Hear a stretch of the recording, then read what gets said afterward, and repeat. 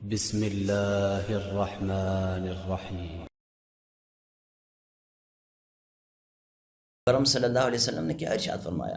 سنیے، میرے آقا فرماتے ہیں لا یجتمع فی جوف عبد الایمان والحسد، کہ کسی بندے کے سینے میں ایمان اور حسد دونوں نہیں جمع ہو سکتے۔ جس کے دل میں ایمان ہوگا وہاں حسد نہیں ہوگا، جس کے دل میں حسد ہوگا اس کے دل میں ایمان نہیں ہوگا۔ نبی کریم صلی اللہ علیہ وسلم نے ہمیں بغض اور حسد جیسی بیماریوں سے بچنے اور باہم پیار، محبت، مودت، الفت کے ساتھ رہنے کی تاکید کس طرح ارشاد فرمائی، ذرا سنیے۔ میرے آقا صلی اللہ علیہ وسلم فرماتے ہیں کہ تم کسی سے حسد نہ کرو، لا تحاسدوا ولا تباغضوا ولا تدابروا وکونوا عباد اللہ اخوانا، کہ تم کسی سے حسد نہ کرو، کسی سے بغض نہ رکھو، کسی کی غیبت نہ کرو، کہ اللہ کے بندے بھائی بھائی بن جاؤ، اللہ کے بندے بھائی بھائی بن جاؤ۔ یہ آقا فرما رہے ہیں۔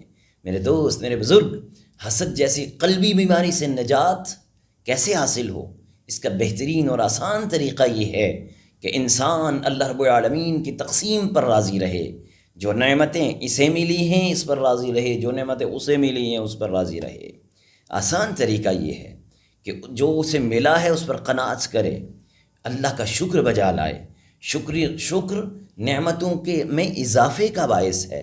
دیکھیں نا، اللہ تبارک و تعالیٰ قرآن کریم فرقان حمید میں کیا ارشاد فرماتا ہے، لَإِن شَكَرْتُمْ لَأَزِيدَنَّكُمْ وَلَئِن كَفَرْتُمْ إِنَّ عَذَابِي لَشَدِيدٌ۔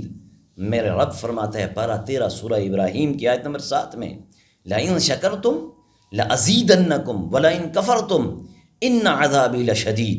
اگر احسان مانو گے، اللہ کا شکر ادا کرو گے، تو فرمایا میں تمہیں مزید دوں گا۔ لَإِن شَكَرْتُمْ لَأَزِيدَنَّكُمْ، تم میرا شکر کرو گے میں تمہیں اور دوں گا۔ اور فرمایا وَلَئِن كَفَرْتُمْ إِنَّ عَذَابِي لَشَدِيدٌ، اور اگر ناشکری کرو گے اور تم، میرا عذاب سخت ہے۔ اللہ تعالیٰ ہی خالق ہے ہمارا، وہی رازق ہے ہمارا۔ لہٰذا بحیثیت مسلمان اس بات پر ہمارا پختہ یقین اور ایمان ہونا چاہیے کہ جو رزق یا نعمت اللہ رب العالمین نے ہمیں مقدر میں لکھ دی ہے وہ بہر صورت ہمیں مل کر ہی رہے گی۔ لہٰذا بلا وجہ حسد میں مبتلا ہو کر نیکیاں برباد نہ کی جائیں۔ ارشاد ربانی سنیے، اللہ تبارک و تعالیٰ ارشاد فرماتا ہے پارہ 12 سورہ ہود آیت نمبر 6 میں، وَمَا مِن دَابَّةٍ فِي الْأَرْضِ إِلَّا عَلَى اللَّهِ رِزْقُهَا، زمین پر چلنے والے ہر کسی کا رزق اللہ تبارک و تعالیٰ کے ذمہ کرم پر ہے۔ جو شخص حسد سے بچے، اللہ تبارک و تعالیٰ کی تقسیم پر راضی رہتے ہوئے قناعت اختیار کرے، اس کا شمار اللہ رب العالمین کے شکر گزار بندوں میں ہوتا ہے۔ حضرت سیدنا ابو ہریرہ رضی اللہ تعالیٰ عنہ فرماتے ہیں، روایت کرتے ہیں کہ اللہ کے آخری نبی صلی اللہ علیہ وسلم نے ارشاد فرمایا، یا ابا ہریرہ کن وریعا تکن اعبد الناس وکن قنیعا تکن اشکر الناس واحب للناس ما تحب لنفسک تکن مؤمنا۔ اے ابو ہریرہ، پرہیزگاری اختیار کرو تو سب لوگوں سے زیادہ عبادت گزار بن جاؤ گے۔ اللہ اکبر، یہی سب سے زیادہ عبادت گزار بننے کا نسخہ حضور بیان فرما رہے ہیں۔ فرمایا پرہیزگاری اختیار کرو، سب سے زیادہ عبادت گزار بن جاؤ گے۔ قناعت کرنے والے ہو جاؤ تو تمام لوگوں سے زیادہ شکر گزار بن جاؤ گے، اور جو لوگ اور لوگوں کے لیے وہی پسند کرو جو اپنے لیے پسند کرتے ہو، تو کامل مومن بن جاؤ گے۔ اب یہ تو بات تھی حسد کے متعلق۔ اب اسی طرح مال و دولت کے حرص اور ہوس سے، ہوس بھی ایک بیماری ہے دل کی۔ وہ کیسے؟ دل میں مال کی محبت رکھنا برا یا گناہ نہیں ہے، لیکن مال و دولت کی ایسے حرص اور ہوس جو انسان کو فکر آخرت اور حلال حرام کی تمیز سے غافل کر دے، اس مال کو نیک اور اچھے مقاصد کے لیے استعمال کرنے کے بجائے بخل اور کنجوسی سے کام لے، ایسی گجی اور ٹیڑھا پن بھی دل کی بیماریوں میں سے ایک بیماری ہے۔ مال کی ایسی محبت اور حرص ممنوع ہے۔ اللہ تبارک و تعالیٰ قرآن کریم فرقان حمید میں کچھ اس طرح ارشاد فرماتا ہے، وَتُحِبُّونَ الْمَالَ حُبًّا جَمًّا، وَتُحِبُّونَ الْمَالَ حُبًّا جَمًّا، پارہ 30 سورۃ الفجر کی آیت نمبر 20 میں فرمایا تم مال کی نہایت محبت رکھتے ہو، مال کی ایسی محبت سے نجات کا طریقہ یہ ہے کہ اسے راہ خدا میں زیادہ سے زیادہ خرچ کیا جائے، غریبوں کی مدد کی جائے، یتیموں کی مدد کی جائے، مسکینوں کی مدد کی جائے، ضرورت مندوں کی کفالت کی جائے، مساجد اور دینی مدارس کی اعانت کی جائے، جنہیں قرض درکار ہو انہیں قرض دیا جائے، انہیں بلا سود قرض دیا جائے، بے روزگاروں کو حلال ذرائع کے ساتھ آمدن پر مشتمل اچھا اور مناسب ان کو روزگار فراہم کیا جائے۔ جو شخص ایسا کرے گا یقیناً وہ حکم الہی اور رضا الہی کا جو حکم الہی ہے اس پر عمل کرنے والا ہوگا اور رضا الہی کو حاصل کرنے والا ہوگا۔ لیکن اللہ تبارک و تعالی قرآن کریم فرقان حمید کے پارہ 18 سورۃ النور کی آیت نمبر 33 میں فرماتا ہے وَآتُوهُم مِّن مَّالِ اللَّهِ الَّذِي آتَاكُمْ۔ دوبارہ اس کو سن لیجئے، وَآتُوهُم مِّن مَّالِ اللَّهِ الَّذِي آتَاكُمْ، اللہ تبارک و تعالیٰ نے جو مال تمہیں دیا ہے اس میں سے لوگوں کی مدد کرو۔ اللہ تو یہ مال دیتا ہے لوگوں کی مدد کے لیے، اور میں یہاں ریاکاریوں کے لیے، میں ہلڑ بازیوں کے لیے، میں شراب نوشیوں کے لیے، میں شکت و غارت گری کے لیے استعمال کروں گا؟ کہا کہ ایسا نہیں، تجھے جو مال دیا ہے نا، وَآتُوهُم مِّن مَّالِ اللَّهِ الَّذِي آتَاكُمْ، اس مال کو اللہ کی راہ میں لوٹاؤ، اس مال کو مسجدیں بنانے میں لوٹاؤ، اس مال کو مدارس بنانے میں لوٹاؤ، اس مال کو رب ذوالجلال کے کرم سے جو تمہیں رحمت سے جو تمہیں چیزیں عطا ہوئی ہیں ان میں لوٹاؤ جن سے رب راضی ہو جائے۔ یقین جانیے بندہ مر جائے گا نا، بندہ انسان ہے، اس نے کل نفس ذائقۃ الموت، ہر ذی روح نے موت کا ذائقہ چکھنا ہے، بندہ مر جائے گا۔ اب آج خبر ملتی ہے فلاں مر گیا، کل خبر ملی فلاں مر گیا، اس کے 100واں ہوگا، 40واں ہوگا، زیادہ سے زیادہ کسی نے یاد کیا، اس کے آگے بچے ہوں گے تو بچے بھی 10 سال 15 سال 20 سال، یا اگر زیادہ زندہ رہے گا تو 25 سال اس کو یاد کریں گے۔ اس کے بعد کیا ہوگا؟ سب بھول جائیں گے۔ اب جب بھول گئے تو ہم کیوں نہ ایسا کام کر جائیں جو کام ہمارا صدیوں تک رہے، بلکہ قیامت تک رہے۔ مسجد بنا جائیں گے، جب تک مسجد رہے گی اس میں نمازی نماز پڑھتا رہے گا، ہمیں ثواب ملتا رہے گا۔ ہمارے بچے نہ ہوں، ہماری اولاد نہ ہو، ہمارے کوئی بھی نہ ہو، نسل ہی ختم ہو جائے خدا نخواستہ، لیکن ہم کوئی دوسرا نماز پڑھے گا، اس دوسرے کی نماز کی وجہ سے یہ ثواب مجھے ملتا رہے گا۔ مدرسہ بنا جائیں گے، جب تک مدرسہ رہے گا یہ صدقہ جاریہ رہے گا۔ مصافی خانہ بنا جائیں گے، ٹیوب ویل لگا جائیں گے، پانی بنا جائیں گے، پانی کا چشمہ نکال جائیں گے، پانی کا یوں سمجھ لیں کنواں نکال جائیں گے، تو جب تک اس کو استعمال امت مسلمہ کرتی رہے گی تو تب تک مجھے ثواب ملتا رہے گا۔ تو اللہ تعالی ہمیں نیکیاں کرنے کی توفیق عطا فرمائے۔ اگلی آیت مبارکہ دیکھیے اللہ تعالیٰ کیا ارشاد فرماتا ہے، یومئذ یصدر الناس اشتاتا لیروا اعمالهم فمن یعمل مثقال ذرۃ خیرا یرہ۔ یہ پارہ 30 سورۃ الزلزال کی آیت مبارکہ ہیں۔ فرمایا اس دن لوگ مختلف راہوں سے اپنے رب کی طرف لوٹیں گے تاکہ انہیں ان کے اعمال دکھائے جائیں، تو جو ایک ذرہ بر بلائی کرے اسے دکھائی جائے گی، ایک ذرہ بر بلائی کرے گا اسے وہ دکھائی جائے گی۔ اب ایک اور بیماری دل کی ہے، وہ ریاکاری ہے۔ عزیزان محترم، نمود و نمائش اور شہرت، نیک نامی، اس کی غرض سے کوئی اچھا کام کرے تو اس کو ریاکاری کہتے ہیں۔ نمود و نمائش کے لیے کرتا ہے، میری واہ واہ ہو جائے، مجھے لوگ سیٹھ صاحب کہیں، مجھے لوگ جو ہیں وہ چودھری صاحب کہیں، مجھے کہیں یار کیسا بندہ تھا اس نے یہ کام کروایا۔ یہ دل میں رکھے ہوئے میں عبادت کرتا ہوں لوگ مجھے عابد کہیں، میں روزے رکھتا ہوں مجھے لوگ صائم کہیں، میں زکاتیں دیتا ہوں مجھے لوگ سخی کہیں۔ اس چیز کو مد نظر رکھتے ہوئے جو بھی نیک کام کرے گا یا بد کام کرے گا نا تو اس کو ریاکاری کہتے ہیں، اور یہ بھی دل کی بیماریوں میں سے ایک بیماری ہے۔ موجودہ دور میں یہ بیماری بہت زیادہ عام ہے، ہر خاص و عام اس بیماری میں مبتلا ہے، کوئی تاجر ہو یا سیاستدان ہو، حاکم ہو یا محکوم ہو، عالم ہو یا غیر عالم ہو، نمازی ہو یا بے نمازی ہو، تقریباً ہماری اکثریت اس قلبی مرض میں مبتلا ہو چکی ہے۔ آج ہم اخلاقی اعتبار سے اس قدر پستی اور زوال کا شکار ہو چکے ہیں کہ ہماری چھوٹی سے چھوٹی نیکی کا بھی فوٹو سیشن ہوتا ہے، یوں سمجھ لیں اسے سوشل میڈیا پر ڈال دیا جاتا ہے۔ پہلے زمانے میں یہ محاورہ تھا کہ نیکی کر دریا میں ڈال، اب یوں سمجھ لیں نیکی کر سوشل میڈیا پہ ڈال۔ اب ادھر یوں سمجھ لیں ادھر تھوڑا سا بھی جھکا نہیں، دعا کے لیے نہیں جھکا، ادھر سوشل میڈیا پہ وائرل ہو گیا، ادھر سجدے میں گیا نہیں، ادھر سوشل میڈیا پہ وائرل ہو گیا، یہاں تک کہ لوگ قبرستان میں جاتے ہیں۔ قبرستان کیوں جاتے ہیں؟ اس لیے کہ اپنی یاد کرو، آخرت کو یاد کرو، میں نے بھی مرنا ہے، ایک دن مرنا ہے، آخر موت ہے، کر لے جو کرنا ہے، آخر موت ہے۔ قبرستان جا رہے ہوتے ہیں، وہاں پر بھی ہاتھ اٹھائے ہوئے بھی کیا ہو رہا ہے جی؟ فوٹو ہو رہا ہے، کیوں ہو رہا ہے جی؟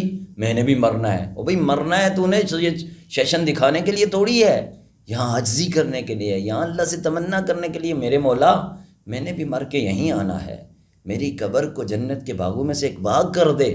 تو یہاں تو فوٹو سیشن ہوتے ہیں، مردہ سامنے رکھا ہوا، میت سامنے، اس جنازے پر بھی فوٹو سیشن ہو رہا ہوتا ہے۔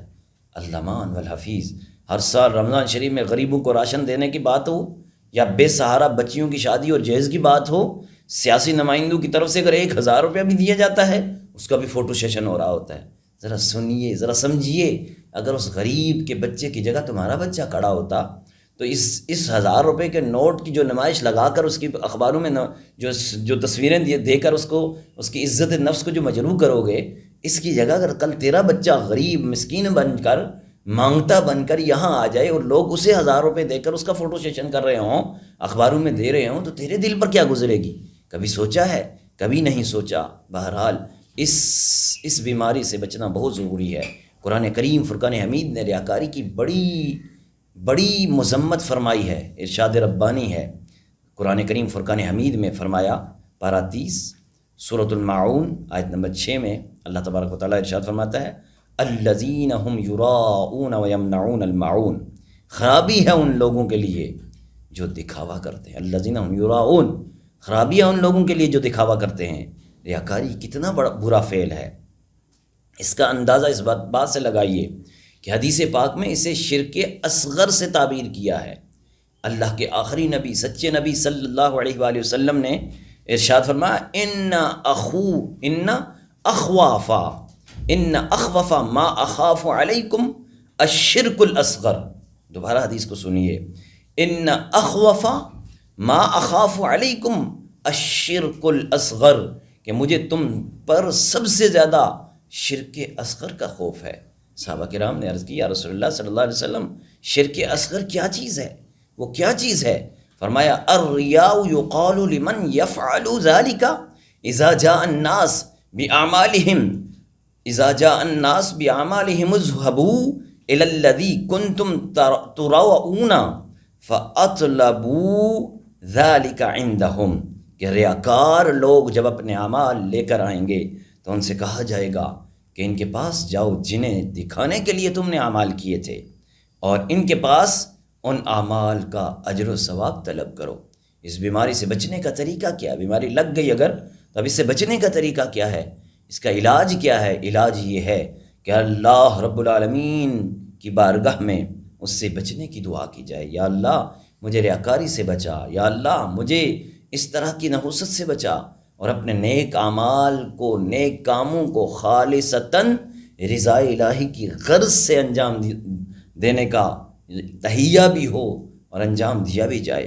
حتی الامکان اپنی شناخت کو ظاہر نہ کیا جائے، اور اگر کوئی نیکی کا کام کیا جائے تو اس کا ڈھنڈورا مت پیٹا جائے، اس کی ویڈیوز یا فیس بک وغیرہ پر اپلوڈ کر کے اپنے اجر کو ضائع نہ کیا جائے۔ کسی غریب کی اگر مدد کی جاتی ہے تو اس کی ویڈیو بنا کر اپلوڈ نہ کیا جائے، کسی یتیم کے سر پہ ہاتھ پھیرا جاتا ہے تو اس کی ویڈیو بنا کر اپلوڈ نہ کیا جائے۔ اب اسی طرح ایک اور بیماری ہے، بدگمانی۔ حضرت ذی وقار، اس بدگمانی کا تعلق بھی دل کی بیماریوں میں سے ایک بیماری ہے۔ کسی دوسرے کے بارے میں بلا وجہ صرف وہی کرے گا جو اسے مرض میں مبتلا ہوا، تو یہ بلا وجہ شرعی بدگمانی بہت بڑا گناہ، اور شرعی طور پر یہ ممنوع بھی ہے۔ اللہ تبارک و تعالی قرآن کریم فرقان حمید میں اس طرح ارشاد فرماتا ہے، پارہ 26 سورۃ الحجرات کی آیت نمبر 12 میں، یا ایھا الذین آمنوا اجتنبوا کثیرا من الظن ان بعض الظن اثم، اے ایمان والو بہت گمان سے بچو، یقیناً بعض گمان گناہ بھی ہوتے ہیں، بعض گمان گناہ بھی ہوتے ہیں۔ حدیث پاک میں بدگمانی کو سب سے زیادہ جھوٹی بات قرار دیتے ہوئے اس سے بچنے کی تاکید فرمائی۔ حضرت ابو ہریرہ رضی اللہ تعالیٰ عنہ روایت کرتے ہیں، اللہ کے آخری نبی صلی اللہ علیہ وسلم نے ارشاد فرمایا، اِيَّاكُمْ وَالظَّنَّ فَإِنَّ الظَّنَّ أَكْذَبُ الْحَدِيثِ، کہ گمان سے بچو کہ گمان سب سے زیادہ جھوٹی بات ہے۔ بدگمانی سے بچنے کا بہترین علاج حسن ظن ہے۔ اپنے مسلمان بھائی کے بارے میں اچھے سے اچھا سوچیں، اس کے ہر فعل سے حتی الامکان حسن ظن کا پہلو تلاش کریں، حسن ظن کا پہلو تلاش کریں، اور اس کے باوجود بھی اگر کوئی اچھا پہلو نظر نہ آئے تو پھر کم از کم بدگمانی کرنے کے بجائے براہ راست اس شخص سے، متعلقہ شخص سے وضاحت لی جائے کہ بھائی آپ فلاں جگہ سڑک کے کنارے پہ کھڑے تھے اور پیچھے ایک سینما گھر تھا، وہاں پہ کیا کرنے گئے تھے؟ اب آپ نے فوراً اگر ظن بنا لیا نا کہ یار یہ بھی دیکھو مولوی بنا ہوا، امامہ لگایا ہوا، تو یہ بھی اس حال کے میں گیا ہوگا، ہو سکتا ہے اندر یہ فلمیں دیکھنے گیا ہو، تو یہ بدگمانی ہے۔ آپ فوراً اس سے پوچھ سکتے ہیں کہ بھائی میں نے وہاں پر دیکھا، آپ کیا کرنے گئے تھے؟